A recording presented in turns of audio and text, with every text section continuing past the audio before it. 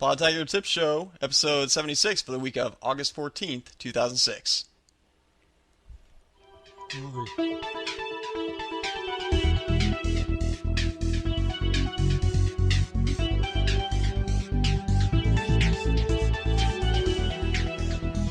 What's up, everybody? Welcome back to another episode of Podtacular, the unofficial Halo Universe podcast. I'm your host, Foo Mo Jive. I'm JVB. And I'm Liquilife. Liquilife. Liquilife is from ctag.com. Hey, why don't you tell us a little bit about ctag while we're here? Well, we are a community-oriented website for those who are part of Xbox Live, where you can join, get up your own personalized blog with your own personalized template to go with your blog, and it's a place where you can come and just, express yourself, whether it's your love for games or what's going on in your personal life or posting your favorite video. It doesn't matter, but, it just gives you a chance to really have your own personal space where you can just let your freedom of your thoughts run wild. And also check out everyone else's blogs as well. And we have a forum too, and you'll find that we're just a real quiet, small community, but we're loyal and we have a great base of people. And yeah, come check us out. The larger we get, the better, of course. Yeah, we get a lot of people from Podtacular there too. Oh, absolutely. Sweet. So this is an Xbox community primarily, right?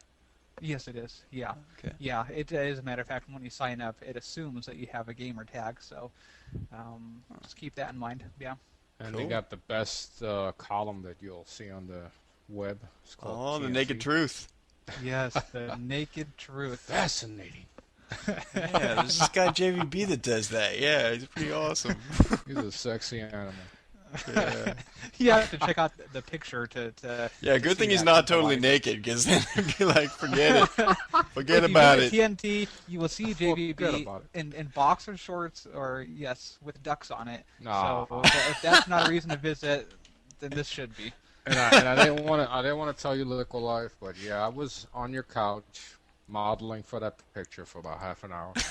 I didn't want to tell you, So you might want to wash the cushions on your couch, Is that what that little black hair was left from? I thought it Oh, was my cat. gosh. Anyway. Before I just had a 360 covering the niche section. Yeah. Nice. Yeah, that wouldn't Tell it, get bro. past the editors. Yeah. until the three red lights came on. Then, Yeah, yeah, really. TMI. Too much heat. too much naked truth. TMNT, wait. All Okay, so this is the Podtacular Tips Show, and we're going to be covering lots of tips to help you level up and stay there. We got lots of stuff that people have sent in that are really surprisingly good tips this episode. I shouldn't say surprisingly good, but they're really good. So Very we'll be checking informative. those out. We're going to be covering lots of general tips. We're also going to be covering our map of the month, which this month is going to be Beaver Creek. Beaver. Hey. We're also going to be talking a little bit about Battle Creek on Halo PC and Halo 1, so that'll be cool too. And we're going to be breaking that down by the different game types, so you guys will have different tips on different ways of playing. And bonus, towards the end of the show, we're also going to be covering a Red versus Blue interview that we have with Nice. Matt, who plays Sarge on Red versus Blue. So stick around for that. It's going to be awesome. See, that's messed up because when I started TNT, they were the first guys I contacted. And they told me, no, man. They did. They said they didn't have enough time. Isn't that what they said? Yeah. But Yeah, I they were doing remember a lot that. of things at that time, so Yeah. maybe you can ask them that question. Why? Like planning Down. interviews with Podtacular.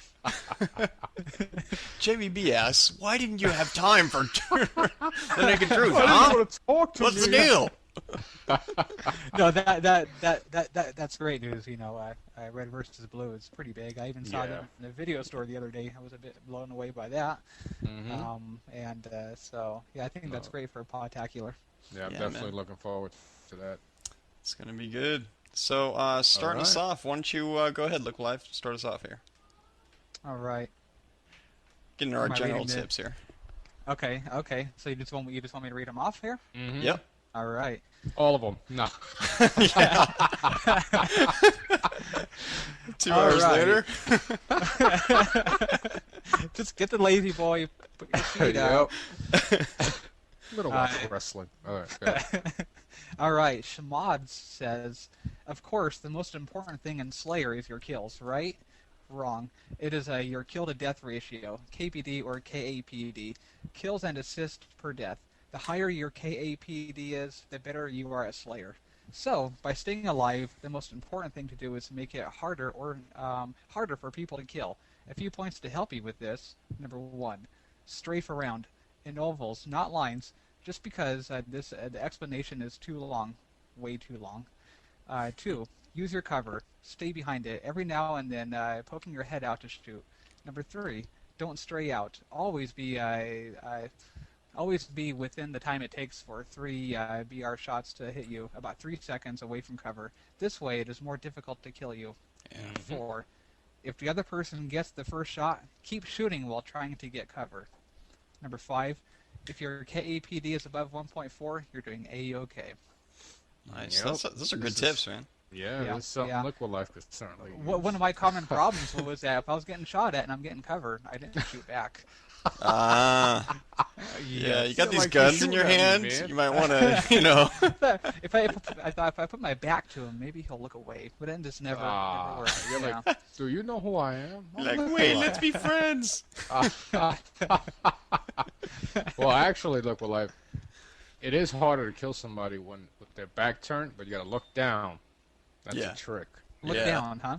So your head's turned over, so they're not Yeah. getting headshots so on you. they're not getting the headshots. Hey, The head chisels. very good. Mm-hmm. That's good, actually, when you're playing something like, what do you call it, like zombies Team or like, Bubble Bath. yeah, Team Bullbath. There you go, man. But now let's look at that a bit more in depth. I mean, is that like creating a difference of like it takes them 2 extra shots to kill you, or are we talking more? Well, I think we're more talking about games where you have no shields, because for some reason when your back is facing them and your head is tilted down, well, first of all, it's more difficult to get headshots, and second of all, for some reason hitting the back is less effective than hitting in the front of the body. So it'll take them, I mean, a few shots will make a big difference when there's no shields. Okay. You know, it'll let you get a lot farther, so you can. I've been able to run away, just turning around and ducking my head and running. Vice versa too. You know, I think I have a guy, he turns around, runs away, and I'm like, what the heck, man? Yeah. That's how you It's got away from amazing. me. Incredible. All right, so Elite Spartan 117 says tips for multiplayer Halo 2 on Xbox Live. Number 1, always reload before rushing into an area. Although this should be obvious. You'll be surprised. It's not fun to reload your gun when you're in the middle of a battle. Yeah. Dude, that's like my worst downfall right there. Is reloading. One time I had to beat on this dude, and next thing you know, my bullets run out. I'm like, no, and he kills me. I'm like, damn it! Use the button combo BXR when you have a battle rifle and are near an opponent.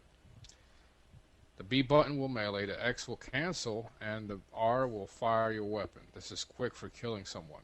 Yeah, it's very effective if you have the timing down pat. Right. If in team games, use your microphone and stick together using strategy. In big team battle games, I have noticed in my experience that using mics and making strategy really helps. And if you are ever against an opponent with the sword, I find that it helps if you don't have any nades or rockets. What? I think he's saying what I find that helps is to. Is to run backwards and go side to side while firing at them. It can make the targeting reticle hard to get on you when you. He said reticle. Yeah, thank you. Oh man, I'm such a Reticle. Beavis, dude. I know the Reticle. reticle hard. I can't help the toilet humor sometimes, man. You guys will have to forgive me. Oh man, targeting reticle hard to get on when you do that, and the side by side may make the person miss their attack. One thing I learned, and I thank Podtacular tips for this one, is strafing to your right when dodging the sword. For some reason it works.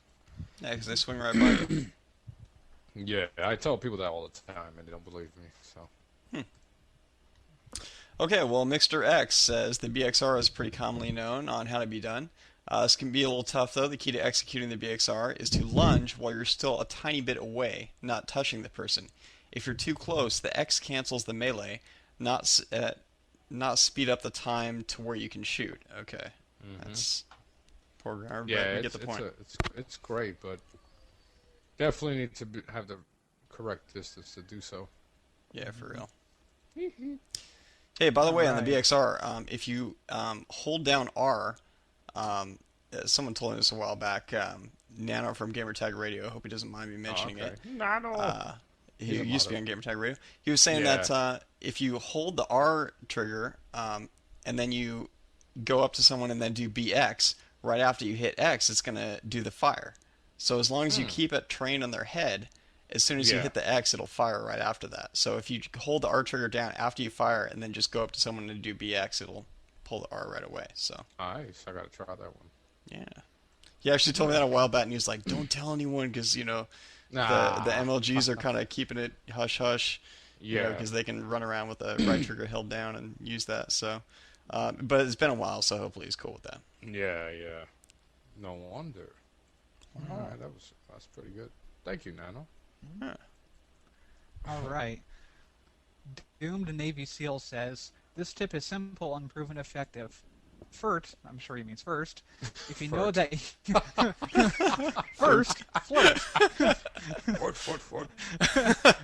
First, if you know that you're about to die, throw a grenade at the wall and run past it through the doorway. That will lower your trailing opponent's shield a lot.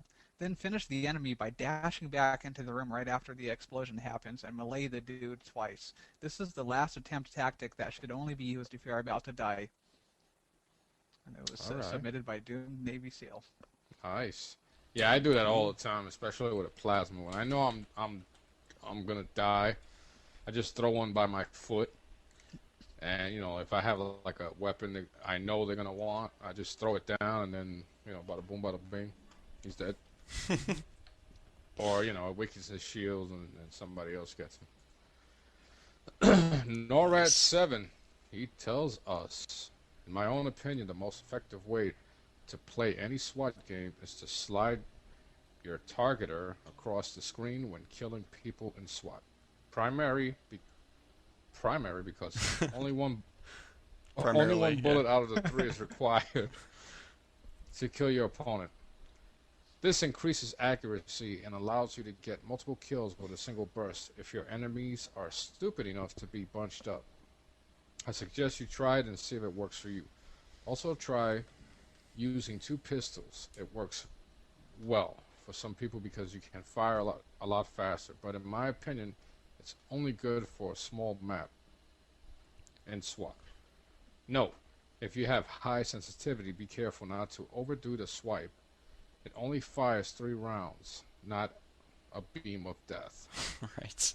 To me, it sounds like you're using the auto aim, and if you got to use auto aim in SWAT, then I don't know. I think he's talking more about just like doing kind of a swipe snipe with the BR, in that sometimes bullets will actually, a single bullet, if you do kind of a swipe snipe with it on a SWAT game, the bullet will actually kind of be more of a line than a single point, because the way the aiming works, kind of like how swipe sniping, you can snipe by shooting to the left of someone's head and then swinging it to the right. You can do the same thing with swipe sniping on a BR on SWAT, because it's one shot, one kill if you hit him in the head. So if there's multiple ones right in a line, you can actually kill more than one and have like a wider range to where, Exactly. Or Yeah, I just, could see as if he it's- increases your odds of actually having one of those bullets, hit him in the head if he, moves slightly to the left or right even, Yeah. see, I don't need that. I don't need any of that. Yeah. One thing I'm good at is just a real quick story. Yeah, Back go in for the day, within the first few months of Halo 2 coming out, I created a custom game called Rainbow Six 2025, and it was pretty much SWAT. So I had made this custom game, and everybody's like, "What is Rainbow 2025?" I said, "Well, it's no shields, so one shot kills." They hated it. And of course, I had like 72 kills, and these guys are like, this sucks, and you know, eventually it's one of the more popular games now. Not that I created it or anything, but it's just one of those game types that you don't have to deal with a noob and holding rockets all day or whatever. Yeah. It's definitely a lot more leveled out. Well, and I remember playing that on a on matchmaking for the first time, and I'd never set up a custom game or played one like that, but I ran into it on, as I said, matchmaking, and I instantly fell in love with the game. I mean, it was just the best thing ever. Just it was the headshots having a lot of meaning all over again. And you'd be surprised how many people can't actually get a headshot. There was one time the guy had me, and he's shooting at me, and I'm just strafing back and forth, and I finally loaded, and I just shot him once, and I'm like, oh boy. Another one time, me and Shawty were playing, right? He had control of the room, so we're playing, and I'm here thinking we're playing Team Slayer. I'm getting shot, and I'm dying like real fast, and I'm like cursing. I'm like, I can't believe these guys. They're freaking modding on team training. What a bunch of losers. And I'm like, going off on the other guys. And Shawty goes, Jay, we're playing SWAT. And I'm like, oh. So I run to the other guy. And I'm like, hey, guys, I'm sorry for calling you guys modders. They were like, we were wondering what the hell you were talking about. I'm like, man, I'm sorry. And that's how JVB and I met. All right, so let's go to Mad Cats. Okay. Let's see. MadCats327 says, "Hi, this is MadCats327, and I just wanted to say to send you guys a couple of my best tips for LO2. First of all, stickies are your friends. I know this may be a little too obvious, but anyway, just make sure you have at least one at all times, so that when you get in close and personal battle, or if you get surprised, you will have the ability to stick your opponent and watch him die after you're dead. This also keeps the score close." Real quick about that is that a good thing on stickies is to use a combination of the melee and sticky together, because you know how the melee lunges kind of like halfway, well, maybe like a third of the way of the sword does, or maybe less even, maybe a quarter. But anyway, you lunge with the melee, right? If you lunge and then as soon as you strike him, hit the L button, you can just throw a sticky right at him, and you're right next to him, so you can't miss. So that's a good thing to keep in mind. I keep trying to remember that, but that's like one of those instant things you have to remember, and it's like I'm still getting into the habit. So it's like BXR, you're like, I know how to do it, but I forget I can do it. Exactly, or BXB, the same difference, So I'm trying to remember to do that. But that's one thing, either BL or BXL is one thing to keep in mind, to be able to throw those sticky grenades and be able to stick people without having to worry about them strafing out of the way. Yeah, Liquilife must be like, huh? BXL? I BXRLQ all the time. Q, man, that's a good button. It's powerful. and I had a BLT for dinner too. Nice. Without the mayo. Oh man, dude, when I run into trouble in Halo 2, I just do a quarter pounder with cheese. I'm in good shape. Yeah, and the Master Chef just brings it right out to you. Hey, children. Oh, the Master Chef. Alto. Shitty walk. Siri walk. Anyway, moving on. All right. So, moving on here to Reaping Raven. Reaping Raven says, in general, memorize the spawns. And he's emphasizing this here. This is so important. For example, on Lookout, if your team is at Sniper Tower and the other team will only spawn in bottom of Blue Library and rarely bottom of the BR Tower, if you know where to expect the enemies, you can be prepared for an attack. This works for many other maps. Also, in Team Snipers, if you spawn on Hogside on Relic, have one teammate stand behind the teleporter. I found that 90% of the time, the other team opens it. This makes it for an easy assassination kill. Nice. Yeah, that's true, man. If you're on defense and somebody opens a teleporter and then keeps teleporting through, you can waste them, man. I always end up in that problem on offense, going through and then oh crap, they're all over the place. Oh crap.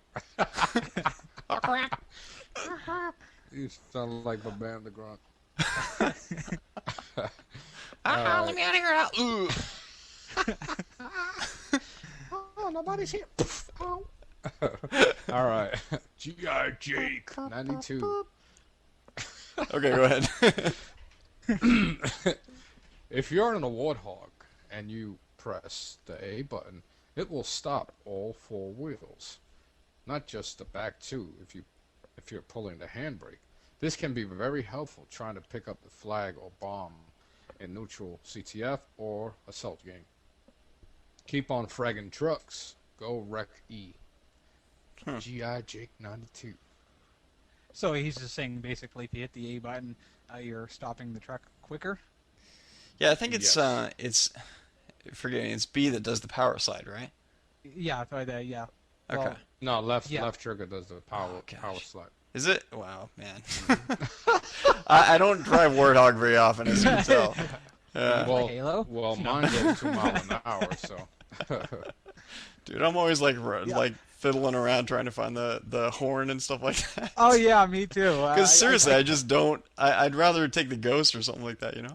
And Yeah. I usually just use like a building for the brakes. Usually, I can't remember the last time I applied the brakes on the Warhawk. Use a building. I just use a building. Do you use that in real life too? the cliff or the curb or yeah, exactly. When I pull into work, I'm literally pulling into work. Man, your insurance company hates you, I bet, man. Damn. Yeah, them Seattle lights. You can't trust them. Oh, You no, mean, he's from Spokane. I'm a spoken knight. Yeah. Yeah, overshadowed sheep by herder. the Seattle lights. Pull into the tire company, you're like, I need new tires. They're like, this is the third time this week, man. What the heck? Well, you know, I skid to stop. That's the way I do it. Exactly. Maybe I I should use be driving a pedestrians. Warhog then. That would be more helpful for getting to Yeah, and you work. get a turret on to bonus, man. Nice. Oh, I know, and with this tip here, I'll just press A when I get to work. And There you go. Just carry a controller with you. You're in good shape, man. these How to tips are drive useful from Podtacular. applications for everyday living. Liquid lifestyle. Okay. Well, okay. Anton Ton Red Baron, who says, for all of you Warthog junkies out there, okay, speaking of Warthogs, I noticed this when playing campaign. Well, we all know that the Warthog can kind of sort of drift if timed and handbrake just right. You can slide the hog doing a 180-degree spin and go in reverse with reasonable speed. This also allows your passenger with whatever weapon he probably has, preferably the rockets, to come into firing range and is now able to lock on and blow the other hog or ghost away. When I party with my friends, I am the designated driver. I don't drink.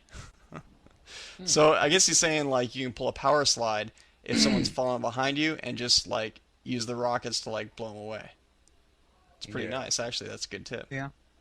So it'd be turning your Warhog broadside to the oncoming Yeah. vehicle. Yeah, well, it's just usually you're trying to kind of run away from them and kind of do a Yeah. 90-degree turn and get around cover Oh, so that yeah, you can okay, swing around 180 behind him or degree, yeah, something you like actually that. turn But in this around, case, he's okay. talking about pulling a full 180 with the power 180, slide yeah. and then just firing right back at him. So, but then Yeah. again, you know, it depends on if you got to time that right, because if you're not doing that at the right time, they're going to be firing at you the whole time already. You're already getting your shields down a bit and your power down a bit on the hog. So by the time you get around and start shooting at them, you're already behind the curve. They've already got a lot of shots off on you. So you got to be able to get over a hill or something like that already, so that you was can use thinking- that time to do a power slide. And as soon as they come over a hill, you're firing at them first, and they're surprised. Yeah, I was thinking first thing I thought of was coagulation, and yeah, just kind of getting over a hump there and then turning around, and yeah, last thing they would expect is to see you coming towards them. Exactly. All right. Dope dizzle. Mythic Elite says, I have a very useful tip for Halo CE. This tip isn't really meant for people. Excuse me, let me try this again. It's not meant for people. No, it's meant for other things, which we'll discuss later. This tip isn't really meant for single player, but it can help. If you play on multiplayer on Halo PC, you probably know about the agony of lag, and this tip is extremely useful for when there is lag. Most of you who play Halo PC know how badly it can screw up your shots. Well, I found something out that can help you determine whether you hit the person or not. The first sign is that the other person's shields get all crackly. That means you hit them and they are about to recharge. If you didn't hit them, you won't see their Crackly. shields glow and get crackly. Yes, crackly. Note, this is a reference to the lines that show up when you get hit. Now, No. if you're playing Halo PC with a graphics card that can't completely run Halo PC, all you will see is a yellow layer surrounding that person. Another way you can tell is if you hit the other guy is by turning up your speakers to a decent amount, loud enough so you can hear above anything else. When you go in a game and experience some lag, find an enemy and shoot him with a pistol. Now, if the shot made contact with that person, you will hear a beep sound come out of your speakers. Dude, get an Xbox, man. You don't have to deal with like you yellow don't- shields and beep sounds and crap. Crackly pop. Yeah, I'm sure it gets better here.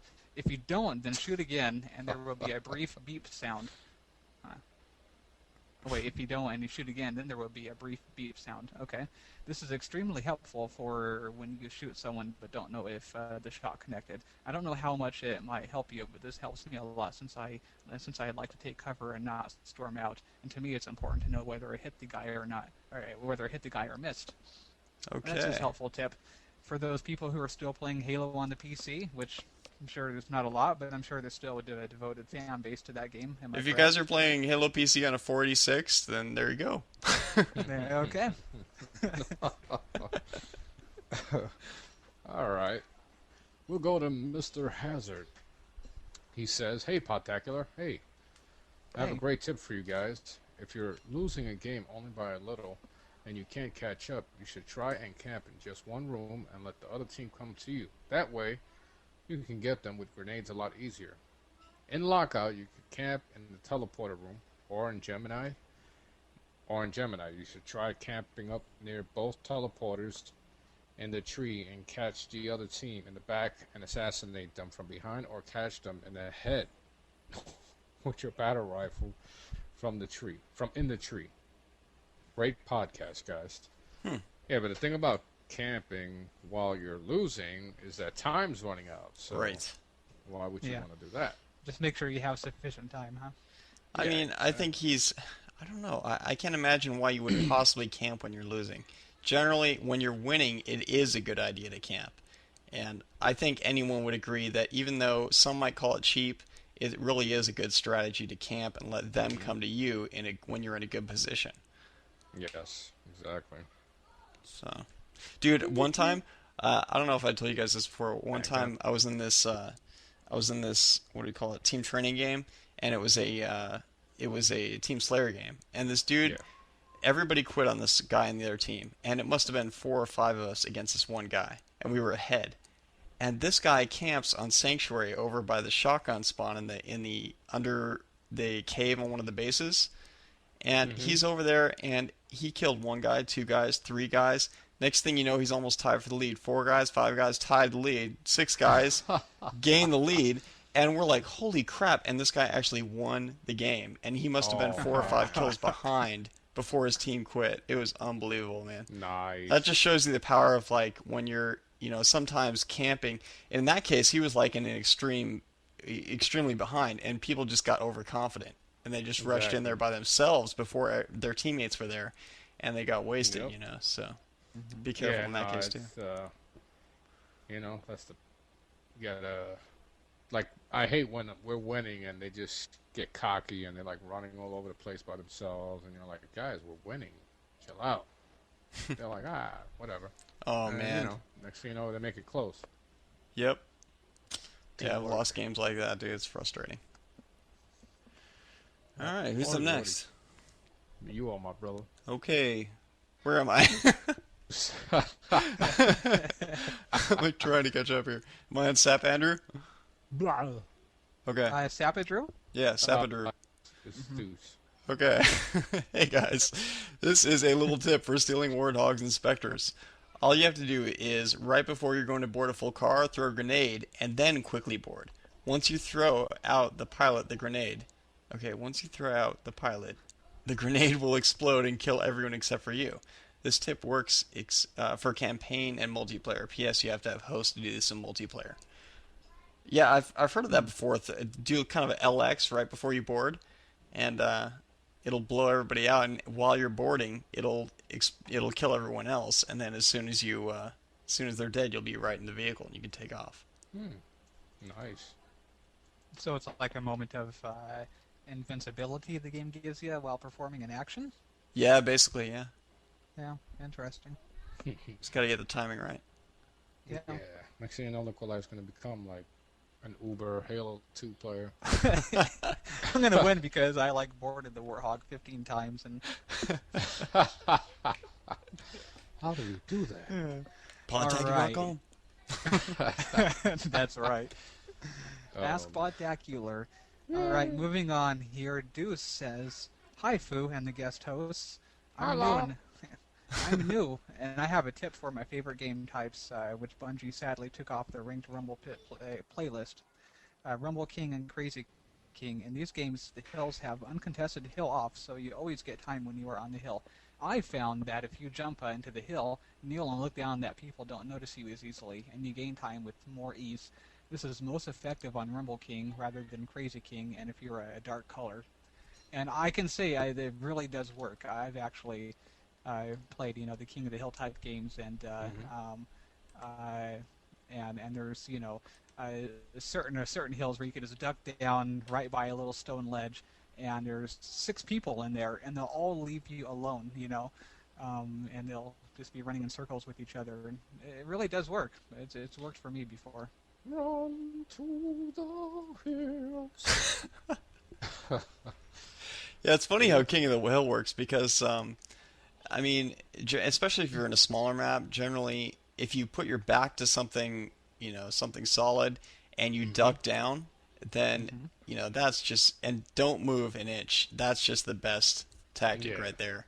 Because people may have more difficulty noticing you, and they can't come up behind you and assassinate you as easily, so, dude, that works on Fight Club, that works on Low Hill on Beaver Creek, works on a lot of stuff. Yeah. Low Hill's awesome. Yeah, man. Yeah. Alright, so Spartan 133. I have found a way to stop the ability to use the teleporters in a multiplayer game. First, you need one vehicle, preferably your enemies, and you take it to the side that doesn't let you return, and you drive it in there, and you park it in it. Well, anyway. And now the teleporter is disabled until it is moved or destroyed. Now, this is excellent because you have 3 advantages. One, it would disable the ability to move across the map fast. Second, if they try to move the vehicles, you or a member of your clan can snipe them out and get kills. And finally, they have 1 less vehicle. Nice. Yeah, it's definitely a big advantage. Depending on the If map, done right? correctly. And depending on how frequently they're using the teleporters and stuff. Mm-hmm. I guess. Yeah, some people, like coagulation, that comes in handy to a point because they're going to also come from the top or, front and back. So I guess it depends. I think a lot more in objective games that comes into play because getting across the map actually makes a big difference in objective games. But on Team Slayer, not so much. It's really you can kill someone from any point of the map. So depending on how much of an advantage that point of the map is. Anyway, okay, on to CPT Church, who says, "Hey guys, this is a tip that will work a lot with SMGs, dual wield SMGs and other automatic guns. I don't know if anyone has sent this tip in, but when you have an automatic gun like SMG, you should keep running and or jumping around them, but keep getting closer and closer, and of course, when you're doing all of this, shoot and or throw grenades at them, and when you get close enough, hit them. And when you hit them, their shields will probably go down or gone, so they will be able to kill them. Keep up the good work, guys, and nice job beating Bungie." Yeah. So I use the jump a lot. In some cases, like when you're at a distance and someone's sniping you, it usually doesn't work very well. But when you're in close, a lot of times going vertical makes a big difference in being able to avoid someone because they can't track up as quickly as they can track sideways. So for some reason, the way the movement works on the stick, it just doesn't track up as well. So a lot of times when I'm in close, I'll melee and then jump up backwards, and then back away from them that way. I don't notice a lot of other people doing that, but I do it, and in a lot of cases it works because they're trying to track up and they just can't track up fast enough, and they miss a couple hits, and I'm able to jump back away and then fire at their head enough to kill them. So works for me. Cool. Nice. I'll have to remember that tip. Ah. Yeah. All right. We'll see. We'll see. JVB UI Halo. All right. At dawn. S Detective says, the nice thing about the carbine is that not a lot of people will pick it up, which means that it is more available than a battle rifle. With the carbine, you can kill really fast, and the way you do it is by getting the shots out on the person as quick as possible. A technique that has really helped me with this weapon is that you don't have to hammer the trigger all the way down in order for the rounds to fire. If you find out just how far down you have to pull the trigger in order for a round to fire, you can keep the trigger almost pulled down that far and twitch your trigger finger to get the shots out fast. Don't forget about this great weapon. And I'm glad I've read this because this is actually a tip that I've already employed, believe it or not. Nice. And it does work very well. The carbine is easily one of my favorite weapons just because of that. I've gotten shots out of it a heck of a lot more quick than I could out of the battle rifle. Yeah. And it sounds cooler too. But Yeah, that's also another tip that Saminator had told me one time, and he told me not to tell anybody, but he winds up telling people anyway. So I'm gonna say it. Damn it. He one day he tells me, he goes, JVB, with the plasma rifle, hit R and X at the same time and keep firing. So what it did was it allowed me to keep firing at a rapid pace without reloading. So it was a constant stream of plasma rays. So, really? Yeah, it just kept shooting and shooting and shooting. It would reload on its own. Nice. Yeah. Oh man, that's good news right there. Dude, one time we were, I was playing with a bunch of random people and we were losing in a team Slayer. So I was like, you know what, I gotta do it. So I did it against 3 dudes that were in front of me, and I'm like, bah, bah, bah, bah, bah. And I killed 2 of them, and my teammate killed the 3rd guy. We caught up. We still lost, but I was like, damn, I almost felt bad using it. But see, is that modding? Is that glitching, or is that just It's glitching. gameplay? Okay. It's Taking advantage of the system. I know. I mean, Bungie says it's Bungie says it's glitching, but it's just a question of how you approach it, because I don't know. It's hard to say whether or not Bungie could ban you for that. It's up to them, but it's your call on how you handle that in matchmaking. Generally, custom games, people are generally cool with it, but yeah. Your call. Yeah. Okay.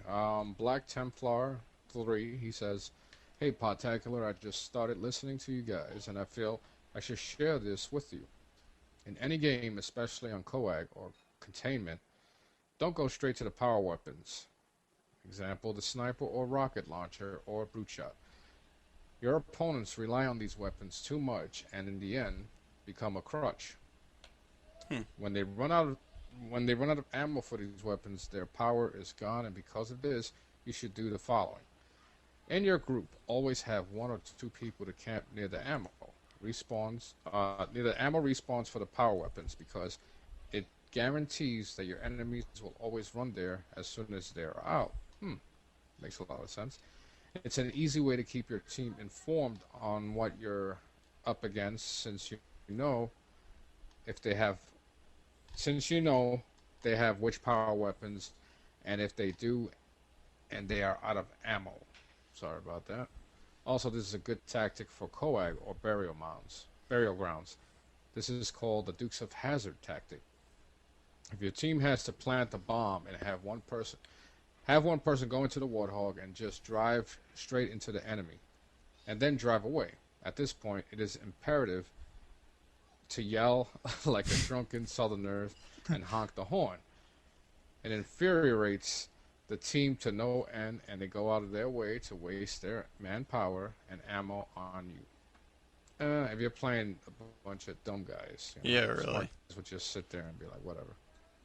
Depends on what level you are. Yeah. Guys, they'll say, "Oh man, they got both sniper rifles," and I'm like, "Okay, does he have the bomb?" No. I'm like, "All right then, so don't worry about it." Yeah, really.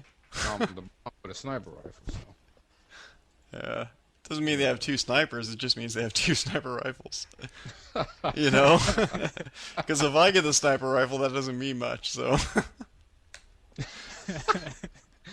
Yeah.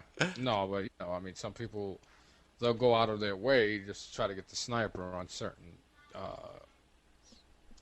game types when it really, Yeah, in the objective games, yeah, because it's it's like rock that's not the launch- point. Yeah, go What ahead. happened?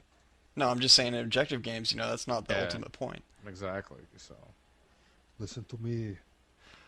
Well, real quick, I'm going to say two of them, then we'll skip to the map of the month. So, starting with Wrist Peblo. Well, move ahead to map of the month. Wrist Peblo puts one in saying that if you don't play on a 9-inch TV like me, and like me too, I play on a 13-inch TV, I think, then you might want to switch to widescreen in the Xbox dashboard. This makes the BR reticle larger and easier to aim with. That's cool. I didn't know that, man. Yeah, I play on a teeny TV. Dude, the way I look at it, man, as long as I'm close enough to the TV and I can see it, then it really doesn't make a whole lot of difference, Yeah, I play on a 20-inch LCD monitor, Yeah. and I use the VGA cable. And sometimes if I use widescreen, it's more oval than anything. The reticle. Reticle. There you go again, man. Yeah. He's got rectical of the brain. Nice.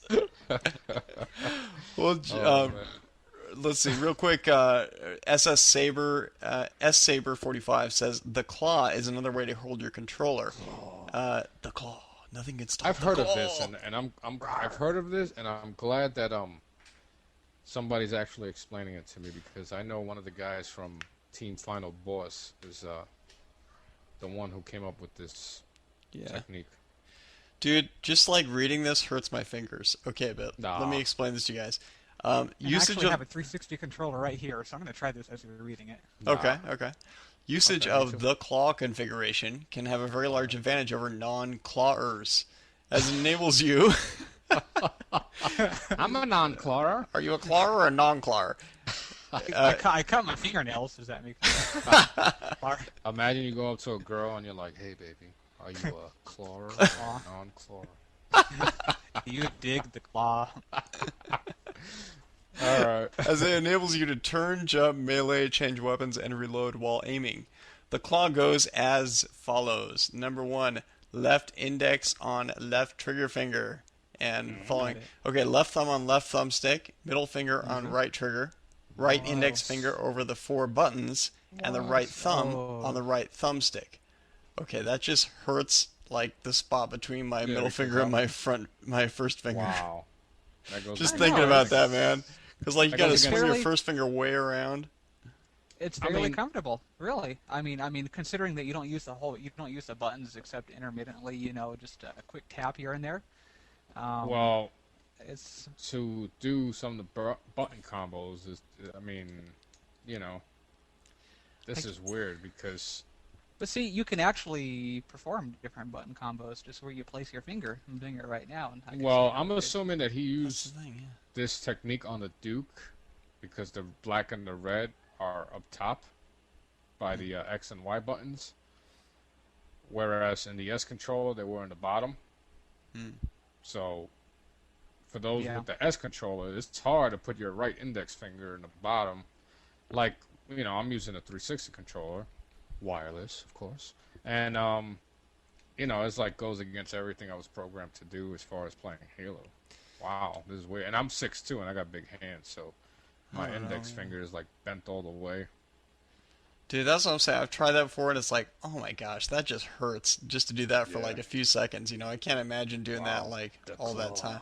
I don't care how much it helps my Halo game. I'm not gonna freaking get carpal tunnel playing Halo, yeah. That could exactly happen too. Although it's doable, and I could see myself getting used to it, but I could see myself getting hand cramps after. I'm gonna walk around with like a 90-degree index finger, like going going sideways. They're like, dude, you played football? No, man. Halo 2. I used the claw. I dislocated my finger with the claw. You purposely like break your fingers, your index finger, you break the bones just so it could permanently stay that way. Whatever works, Oh. man. Whatever works. Gotta stay competitive. Dude, I can open a can of beer real quick. Claw style. How do you do that? Put your left index finger over the left trigger of the bottle. Oh man. Okay. Yeah. Well, damn. Gee, Lewis. And that's funny. And I know that was your last tip, but I just want to say something that's funny. That's Is that we got one before G. Lewis. So G. Lewis, looks like you're out of luck this week. I'm sorry. Yeah. Yeah. Yeah. Sorry, G. Lewis. Got to move on, man. We got limited time. Got to get to the RVB interview. Exactly. Who's up for map of the month? I'll do the first one. My boy Brent Gamer. He says Beaver Creek is where it all goes down, dogs. Here are some tips to keep you one step ahead of the competition. Number 1, the base on Beaver Creek aren't equipped with kitchens, so plan on bringing peanut butter sandwiches for you and your team. What happened to the jelly, man? What happened to the jelly? Yeah, dude. I can't just eat peanut butter without jelly. What? Dude, I mean, because what's going to happen is their mouths are going to dry, and they're going to go running out into the middle of the stream. Beaver Like, Creek, I need and- some jelly. I need some jelly. Bam! Yeah. Bam! They're gonna be like Melee. they're gonna be drinking the water out of this. Yeah, exactly. So think of all the Killtaculars. Anyway, number 2, the fastest way across the creek is by motorboat. So make sure you bring plenty of gas for the boat and a few fishing rods, just in case you get hungry along the way. That's some peanut butter sandwiches. Crunchy. Number 3, if you choose to take teleporters, go to the other base. Make sure you say, "Beam me up, Scotty. Beam me up, Scotty," before you jump through. Damn it, Jim! Damn it, Jim. I'm just a mechanic. So dramatic. Remember how Captain Kirk used to, like, Spock. Anyway, Yeah. putting up posters of Cortana and Miranda Keys naked will raise your team morale. Cortana, your encryptions are showing. Oh, man. Brent Gamer, you have actually said this several times. I remember you said one where you had a dream of Cortana and Miranda Keys doing some things. Anyway. Are you talking to me? Or? No, Brent Gamer. Oh, okay. I was like, how do you know that? It's like, Oh, man. and Joe. Tighten up the tunnel, buddy. Moving on. When you reach the front of your enemy's base, yell out, "Bow, chicka, bow, wow," to attract hot young ladies in your position. To your position. This doesn't really serve any strategic value, but at least you'll have hot ladies to hold on to as you butt rush the base. That's one of the best tips for that map. Yeah, thanks for the Oh, wow. tip, Brent Gamer. And, Nice. but I would make one Wow, change. sure. I would make peanut butter only sandwiches for the enemy. Exactly. See, you And gotta not use your that team? strategic- Yeah, and plus, you can use them as sticky grenades too. Yeah, you can. So That's all- when that's you all run they do, though, out is of stick, plasmas, though. You throw peanut butter plasma. Yeah, they don't blow up. They just stick. Yeah, they just stick and weigh them down. So they run throw it on slower. their visor. It's like, You see like a giant like person full of like half peanut butter and jelly sandwiches coming around a corner. And you're like, what? I can't see. Can't see. Dude, I tried that bow chicka bow wow. It doesn't work, man. What's up? You're gonna be hearing from my lawyer. I actually tried that in real life and I got smacked. Did you really? I was like, bow chicka bow wow. Sorry, honey. Oh, that's not good. That's not good. Tried it on my wife and she was like, "What are you doing?" And your wife slapped you? Yeah. Wow. You know it doesn't work when your wife slaps you even. But see, the thing is you weren't in Beaver Creek. Exactly. Yeah, So Yeah, qualifier there.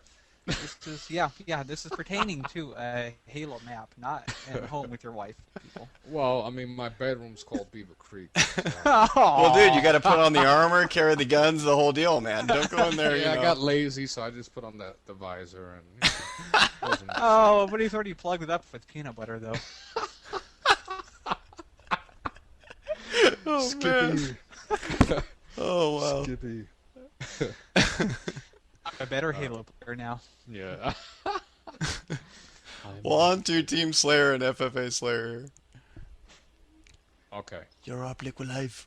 All right. Oh. Mythic Elite says, so I got some tips for Beaver Creek.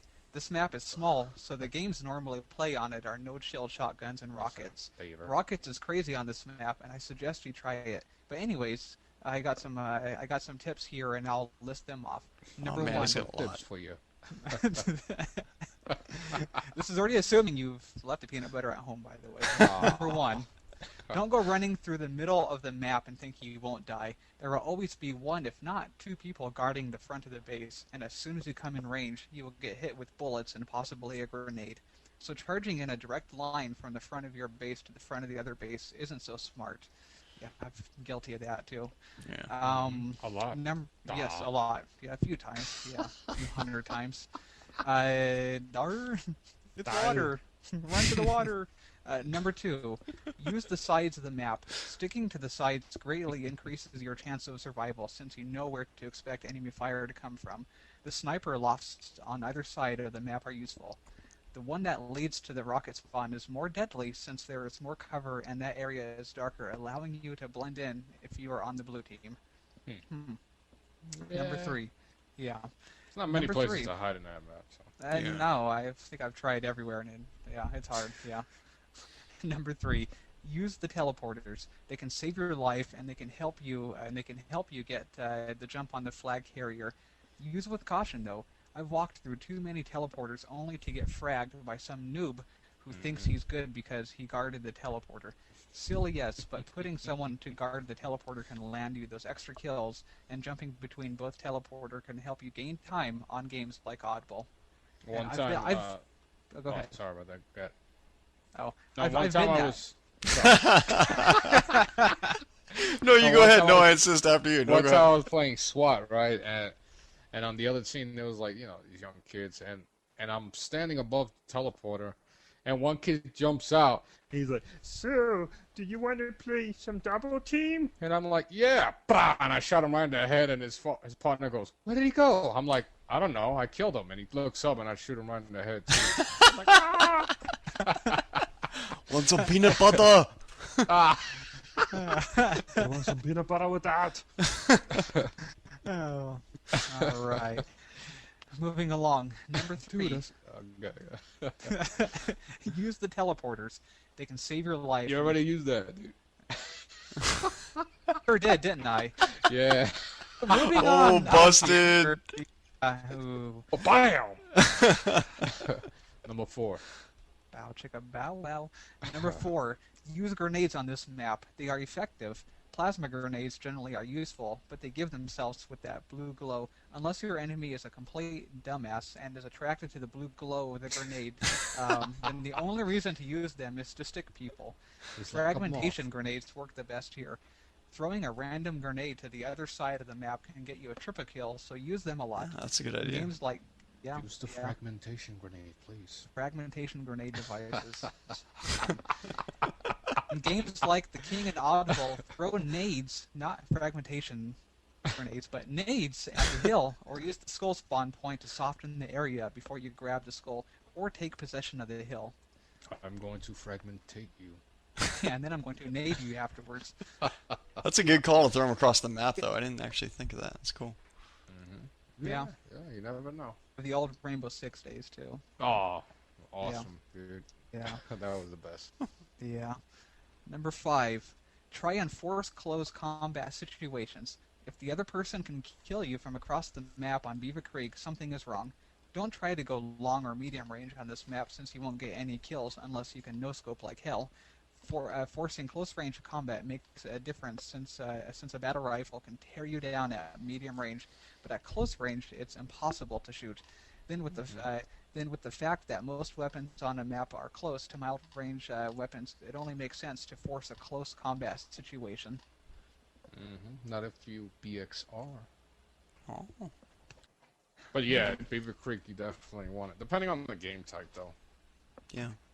Sometimes you can't, but I mean, if you're losing in Team Slayer, you have no choice but to try to, do some kind of long-range battle there. But by then, if you're losing, chances are they have rocket launcher and sniper, so you're screwed. Yeah. Pretty much. Well, I'm going to get through CTF Assault, and we'll head on to the next one, and then finish this off here so we can get on to the RVB interview.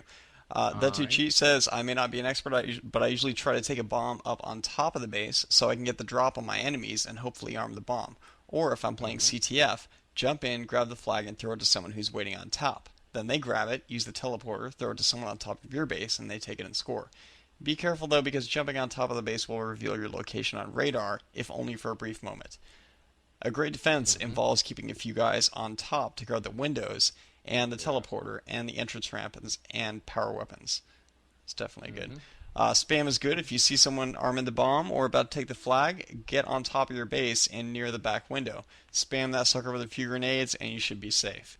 Definitely, man. The top of the base is kind of underrated for people at a little bit lower levels Yeah. because it's really powerful when using that area for either CTF or assault. So. You know what I noticed? One thing about CTF and Beaver Creek, Hmm. it's pretty much useless to stay inside trying to Yeah. guard the flag because you're gonna die because there's so many different ways it can come in. So definitely staying on top is the best strategy because you can still run after the flag carrier and get them. All you gotta do is jump from the top and run after them or whatever. Yeah. But I mean, isn't there the chance they could sneak around, use the teleporter, and they're gone? No, not if you're up top because I mean it's either he's only going two ways. He's either going through the front of the base or through the teleporter. So I mean, if you got like two guys up, one can go to the front and the back.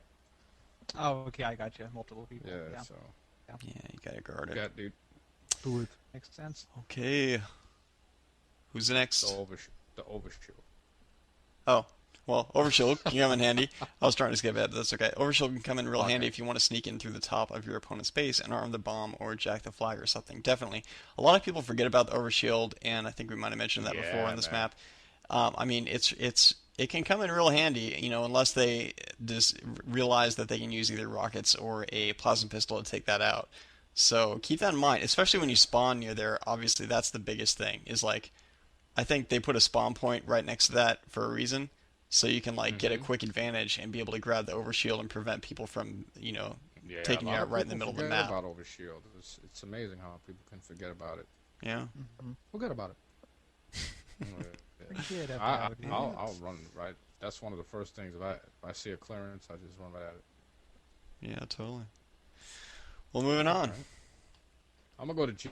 Lewis. He's okay. G. Nubbus. He says in flag games, the general strat is to either run the flag up the middle as fast as possible, or do a quick toss to the person on top of the base, making the sniper rifle the primary weapon on this map. Even though this is very close quarters at times, it's imperative to hold the sniper so that you'll be able to see the enemies from all points of them on the map. Yeah, the whole point of one strategy is even if you're not good with the Halo, even if you're not good with the sniper rifle, don't let the enemy take it. Just hold on to it. Because they're probably better, huh? Even if it's out of bullets, Yeah. Yeah.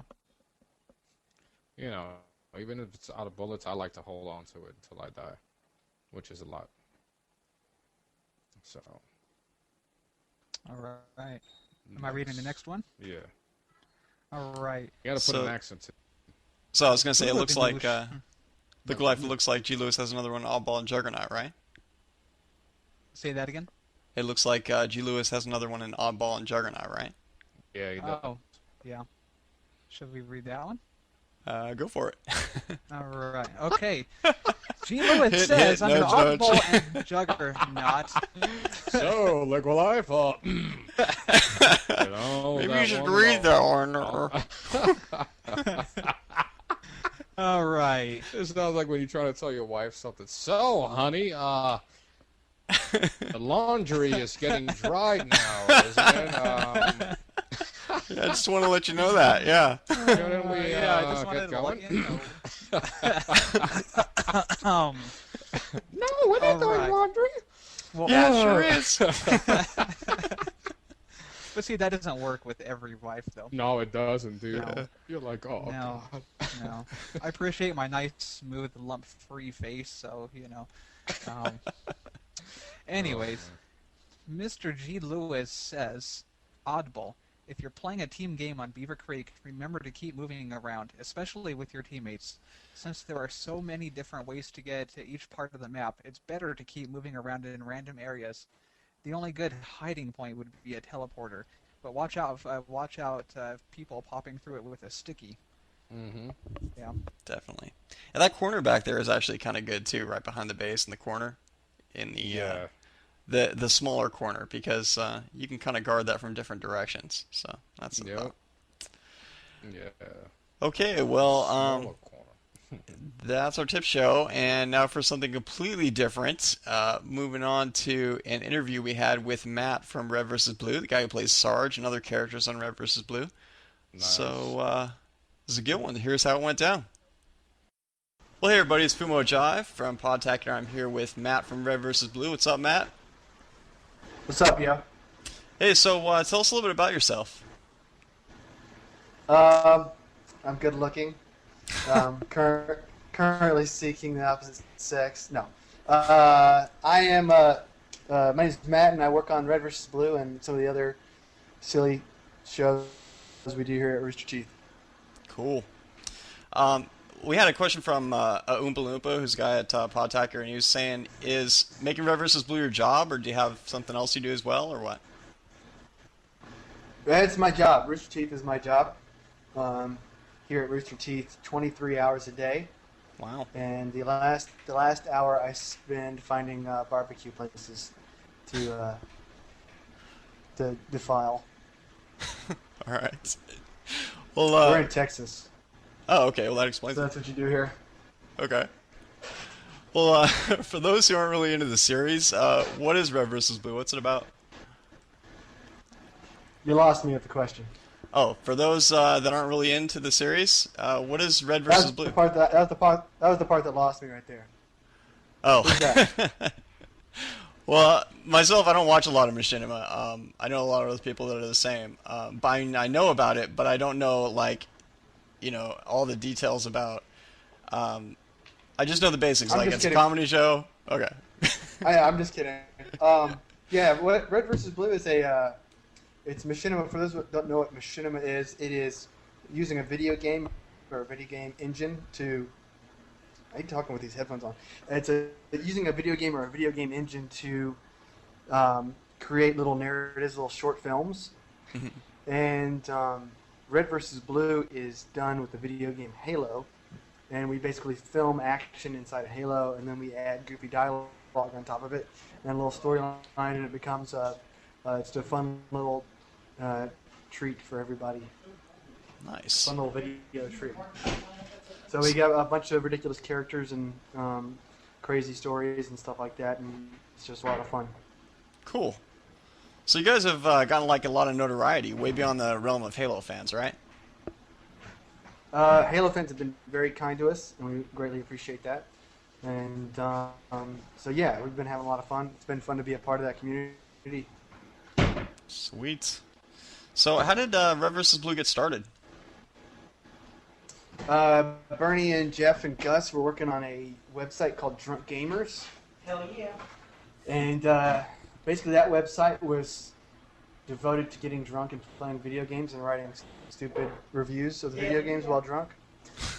And they were doing a really bad job, and Bernie decided it might be funny to try to spike the Halo section or the Xbox section that he was working on by doing some little videos, and the videos quickly evolved into Red vs. Blue. Nice. Wow, so it all started with the drunken gamers. Yeah, and we're still drunk and playing video games. That explains it, alright. Well, let's see. Hezekiah wrote in saying that it's been said many times on the Rooster Teeth forums that you're the best in the group when it comes to improvising your lines. Do you have any improv experience growing up, or was it more just something that came naturally to you? You know what? I'm having trouble thinking of an answer. Give me a second to improv an answer. Hold on. No, nobody had any experience. nobody has any talent either. So I think I just kind of like barely sneak over the very low bar we've set. Just lots of beer, right? Just lots of beer. Well, Chemo23 and Renegade N ask how much time goes into creating each episode. It depends on whether or not we decide to make a good episode. If we make a good one, a lot. If we make a bad one, then 20 minutes. Do you ever decide to make a bad no, one? you have to check in the forums.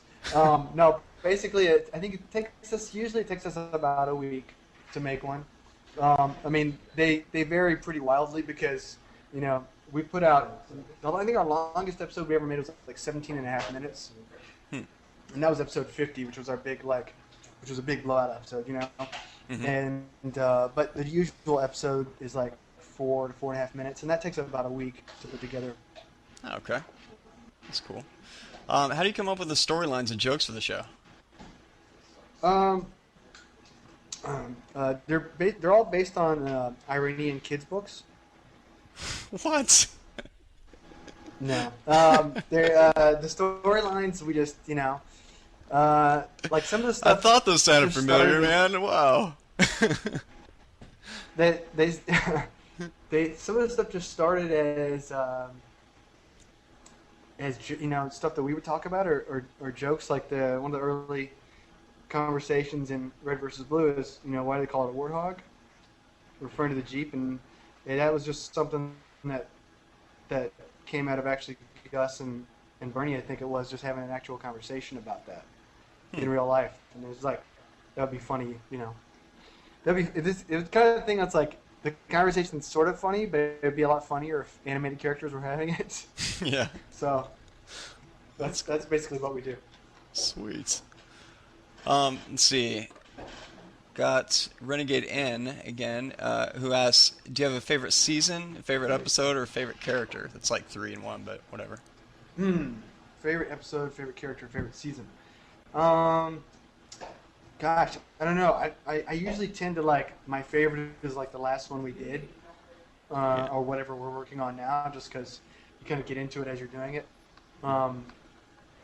We just finished this special, I say finished, we haven't finished releasing them, but we've just finished creating this special series, like a little mini-series, Red vs. Blue mini-series called Out of Mind for Xbox Live Marketplace. Yeah. And that was a lot of fun to do because it was a really different tone than the usual Red vs. Blue stuff. It was a little more dry, a little more acerbic humor, where the Red vs. Blue is, a little broader. I mean, hopefully very funny, of course, but we were just trying to do something different, a little more action-oriented, and that kind of thing. Sweet. That was a lot of fun because it was a nice change of pace. In general, favorites. I try not to pick favorites. I play a few different characters, so I would probably have to say any of the characters I play. Cool.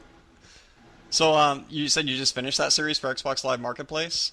Well, yeah, we just finished making it. They haven't finished releasing it yet. I think on Xbox Live Marketplace they're up to episode number 3. Yeah. Yeah. And on our site we just released number 2 for sponsors yesterday. Cool. So they'll be coming out every week. Are there plans for more series like that on Xbox Live? More kind of mini-series kind of things? Yeah. Don't know. We're kind of waiting and seeing what the reaction to this first one is. So far, it's been really positive. Awesome. Also depends on just how much time we have, and we also during the break after season 4, we upgraded everything to go into HD, and we wanted to have a cool way to present HD footage, and you can do that pretty successfully with an Xbox 360. And it's a lot harder for a lot of people to play back HD footage on their computer. So, Right. that was one reason for doing the series. Awesome. A couple other people asked too. It's not on here, but they asked how the transition was between Halo and Halo 2, as far as the different movements, the different quirks of being able to hold your gun down, things like that. How was that? It was kind of difficult. I mean, I'm saying it's still just playing a video game, so it's not really like that hard.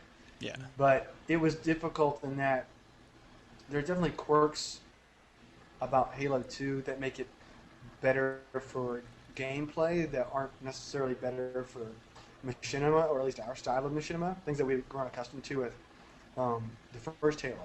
You know, just the way the characters orient themselves on screen and things like that. So that took some getting used to, just in terms of like lining characters up, and I mean really simple stuff, you know, but it's stuff that's boring to talk about. But if you're in the process of making it, you want to like yank the controller out and throw it out the window, you know. But then, you know, Bungie was really cool to everyone in the Halo Machinima community, and they put back into Halo 2 what was essentially a bug in Halo, the first version, Halo 1, where if you look down with the character, tilt the head down, you know, or tilt the gun down at the very last minute, the gun would stay down, but the head would come back up, so you can have a conversation with the gun pointing down. You don't have to have this aggressive, you know, everybody's pointing their guns at each other all the time kind of look. Right. And that was actually a bug in Halo. And then because they saw that everyone in the Halo community was enjoying making machinima with the game, they actually put.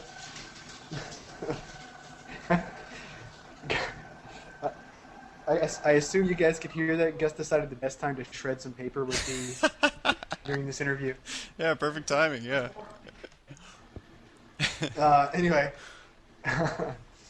so they actually put that bug, so to speak, it's actually a feature now, back into Halo 2 Nice. in an easily accessible way for everybody. Sweet. Yeah. Well, that's cool. Let's see here. One person, UPS Man 23, asked, "How come you usually use the actual UPS guns?" Man 23. Yeah. Oh man, we're gamer tags. But he said, "How come you usually don't use the actual gun sounds from the Halo weapons and turrets?" It just depends, and we do actually use the real gun sounds a lot, but sometimes it's just easier to capture the sounds later and cut them back in. And sometimes we want to beef them up or make them sound slightly different just to match the mood of the scene. Okay. It really depends. Cool. He also asked, how much input do the fans have in the series? How much? Well, that's a tough question to answer. I mean, in terms of us making the series, I mean, you know, if we hadn't had the response to season 1 that we had, we wouldn't still be making it, probably. You know. Yeah. And everyone's continued support, you know, and interest is really what drives the show. So, the fans are responsible for it existing, you know, in that sense. Yeah. Well, that's cool. Yeah. A bunch of people asked this. Shizno and Immortal 3 asked, do you plan on podcasting Red vs. Blue? Not at this time. Okay. All right, so that's that. The Risen asked, how similar are the characters' personalities to the actors in real life? How similar are the characters' personalities? Well, Jason plays Tucker, and he is a big-time womanizer, I have to say. He was slapping some bitches earlier today, and it was just vicious. No. How similar are the characters? You know, not very similar. Gus plays Simmons, and I play Sarge, and, you know, Gus is always kissing my ass in real life, so that's kind of similar. But I wonder if he heard that. He's going to come back in here and... It's like throwing pencils at you back there. And he's going to come back and shred some more paper in a second. Yeah, really. I mean, not terribly similar. Joel's an idiot. He plays Caboose, but that's about it. Oh, cool. Oh, Tex. Actually, probably the most similar to, you know, the character now is Kathleen, who plays Tex. Because she's been working out, and she's like more pumped than like Arnold Schwarzenegger in Terminator 2. Nice. I think she actually has a metal endoskeleton at this point. Sweet. Cybernetic neuroprocessor. Yeah. So, also Madame or something like that asks, do you think Halo 3 will include any features to give machinima makers more flexibility or even help them in the process? I have no idea. I would guess that they might do some, do some kind of nod to the Halo Machinima community, just because they've been so accommodating with the, putting that bug/feature in that I talked about earlier. Yeah. Bungie's just a really great company, and they're really involved with the fans, and so if it were possible, I'm sure they would try to, because they really have been great about supporting their community. Yeah, no kidding. Well, awesome, man. Appreciate you being on the show. Thanks a lot. And, I guess see you online, maybe. Yeah, hey, thanks a lot. And thanks to everybody listening. Well, thanks again, Matt. And big thanks to LairdSB for setting that up. Appreciate it, dude. We have lots of interviews lined up for future shows, so definitely look forward to more of those. And if you're up there in the Halo community or know someone who is and want some free promotion, email us at podtacular@gmail.com, and we'll see if we can't set that up. So. Yeah, absolutely. And tune in next week for the Customs and Call-In show, where we cover the top few customs people sent in. Playback listener voicemails for the month, and read back some tales from the foxhole that people sent in.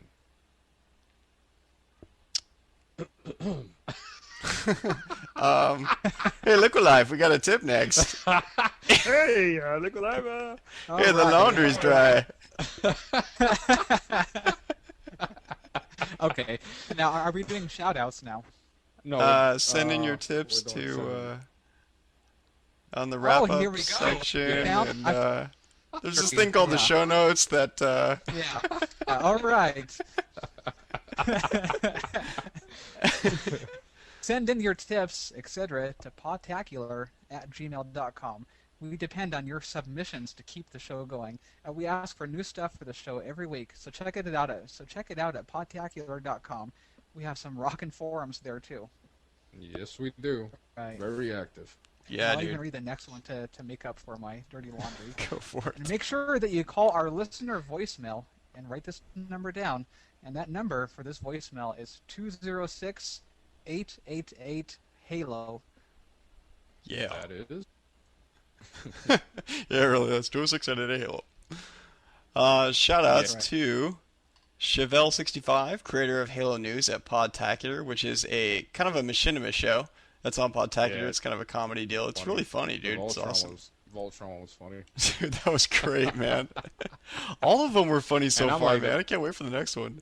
I'm like a huge Voltron geek. Yeah. That was funny, dude. Ba-ba-da, ba-ba-da. That was awesome. I'll have to check that out. Yeah, you guys got to see that, man. It's on podtacular.com, and we're trying to give it a more prominent place as well on that. But it's in the news if you just kind of go through the pages on the front pages on there. So check it out. Loved by good, feared by evil. Yeah. All right. Also, the Two Cheat, who rewrote our Wikipedia article. Thanks for doing that, man. Appreciate it. Nice. Awesome. Right. Yeah. Thanks to Cyclonic for editing the audio, like always, does a great job. And thanks to Quality Jeverage for doing the editing last week. Yeah, he did it pretty quick. Yeah, And man. don't forget to check out his weekly porridge. Yeah. That's our comic on podtacular.com. So. Mm-hmm. Yeah, I do a few cameos here and there. Well, Stomp my people. foot, my leg and foot, with them little hairs all over the place. You put it all. I'll Well- stomp you. Well, until next time, guys, I'm Foo Mo Jive. I'm JV Bizzlebot. And this is Liquilife. Keep on fragging trucks. Yeah. Keep on bamming peanut butter and jelly sandwiches. That's right. And don't leave the peanut butter at home. Oh, And remember to Liquilife, remove the you know- laundry. yes. Liquilife, The real laundry's quick. done. Yeah, sure. Real Go quick, ahead. do you know the lyrics to the Humpty Hump? Because I know you're old school, just like me. Yeah, but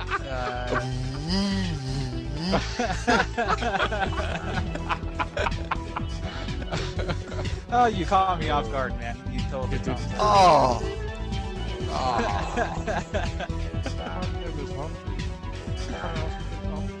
Miss Humpty. All right, guys. Thanks for having me on, by the way. Yeah, appreciate it, dude.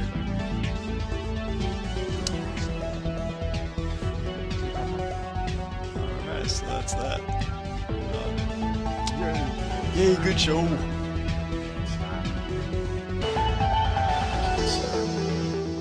can't stop.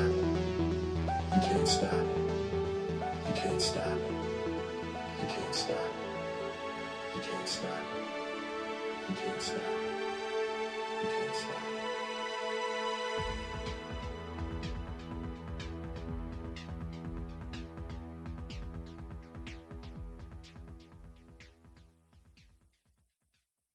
There's only one thing left to say. Dun, dun, dun, dun, dun, dun, dun, dun, dun, dun, dun, dun, dun, dun, dun.